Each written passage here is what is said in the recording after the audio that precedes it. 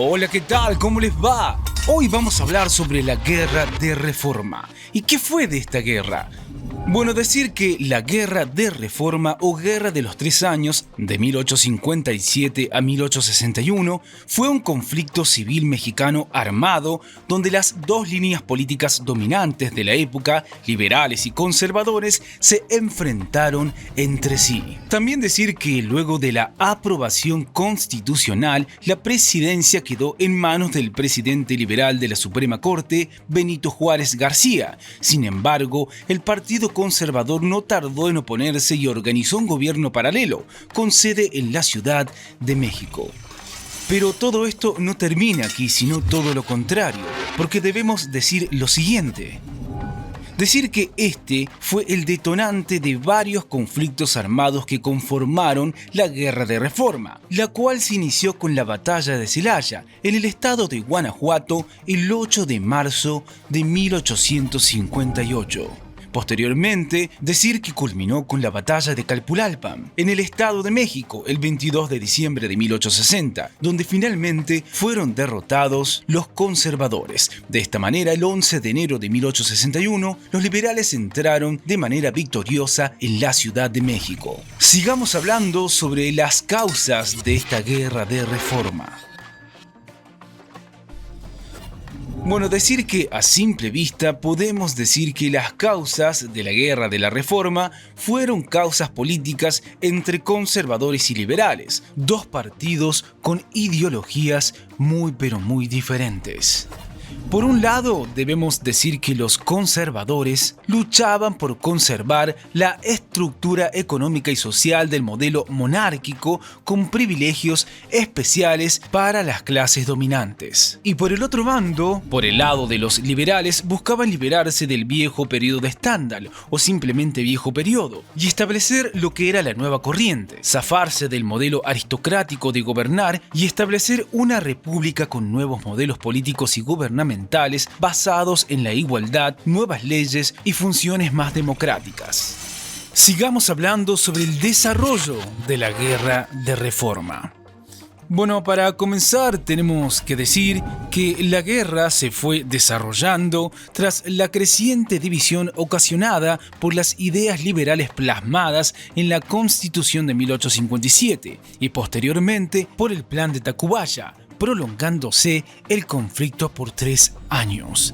También decir que los liberales, bajo el liderazgo de Juárez, improvisaron un ejército en su mayoría de civiles y se establecieron en la ciudad de Veracruz. A pesar de las victorias de los conservadores, estas no se tradujeron en un éxito rotundo, ya que entre los conservadores se originó un conflicto. Posteriormente, la balanza estaría inclinándose por el bando liberal en el año 1859, cuando el gobierno de Washington reconoce y da su apoyo a Juárez, supuestamente, tanto en lo material como en lo económico, en el Tratado de McLean-Ocampo. Pero dicho tratado nunca se llevó a cabo porque careció de la aprobación del Senado de Washington. Por el otro lado, por el otro bando, los conservadores hacían su tratado con los españoles celebrando en París el denominado Tratado de Mont-Almonte, en la cual se indemnizaba a España por los ciudadanos que hubiesen entrado al país durante la Guerra Civil, tratado que tampoco llegó a cumplirse. Sigamos hablando sobre esta Guerra de Reforma, particularmente hablar sobre su final. Bueno, decir que después de los 3 años que duró la guerra civil, los dos bandos se enfrentaron en una última batalla el 22 de diciembre de 1860 en Calpulalpan, donde los liberales vencieron. Juárez entró triunfante en la capital y convocó a elecciones.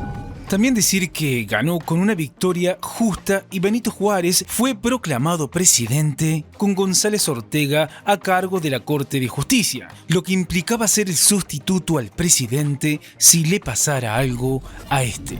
Y por último decir que una vez restablecido el orden constitucional del país, las reformas que habían sido aprobadas durante la guerra fueron reforzadas y se añadieron algunas nuevas como fue la ley de secularización de hospitales y establecimientos de beneficencia en 1861. Pero sigamos que hay más para saber sobre este final de la Guerra de Reforma. porque tenemos que decir lo siguiente. Decir que a pesar de haber sido derrotado, Félix Zuloaga volvió a proclamarse presidente de la República. Este golpe de Estado no llegó a término, pero para Juárez aún no habían acabado los problemas. También debemos decir y debemos agregar que los años en los que los conservadores habían manipulado las finanzas públicas habían dejado al país en una situación decadente, donde las leyes de la reforma no fueron suficientes para lograr la pacificación del país y resolver sus problemas financieros. Sigamos hablando sobre esta guerra, particularmente hablar sobre sus consecuencias.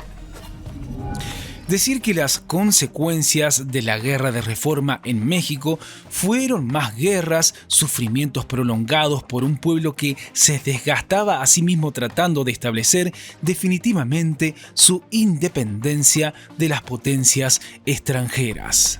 Otras de las consecuencias fueron las actividades políticas y militares que se vivieron durante aquel tiempo, las cuales llevaron a que existiesen dos gobiernos paralelos, uno desde Ciudad de México y otro desde la ciudad de Veracruz, con la consecuente guerra civil que empobreció, atrasó y agotó a este sufrido pueblo.